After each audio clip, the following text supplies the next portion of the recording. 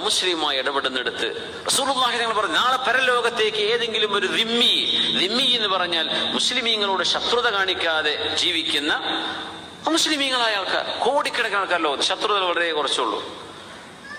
അത് എഴുതുന്നവരും പറയുന്നവരും അതിലും കുറച്ചേ ഉള്ളൂ. പക്ഷെ നമ്മൾ ഈ സോഷ്യൽ മീഡിയ കാണുമ്പോൾ അതെല്ലാം ഇങ്ങനെ വെറുതെ തോന്നുകയാണ്. വളരെ ചെറിയൊരു മൈന്യൂട്ട് ശതമാനമാണ് ഈ ശത്രുതയും വെറുപ്പും കൊണ്ട് നടക്കുന്നത്.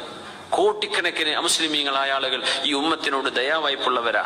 ഒരുപക്ഷെ അവർ എഴുതുന്ന കമന്റ് ഇടുന്നുണ്ടാവില്ല എന്ന് മാത്രം.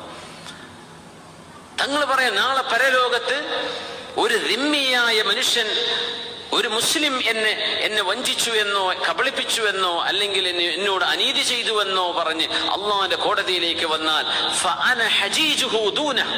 ഈ മുസ്ലിമിനെതിരെ ആ അമുസ്ലിമായ മനുഷ്യന്റെ കൂടെ ഞാൻ അമുസ്ലിമിന് വേണ്ടി അള്ളാഹിന്റെ കോടതിയിൽ വാദിക്കാനായിരിക്കും ഞാൻ നിൽക്കുന്നത്. നബിയെ, ഞാൻ മുസ്ലിമല്ലേ, എന്റെ കൂടെ നിങ്ങളില്ലേ എന്ന് എന്നോട് ചോദിക്കരുത്.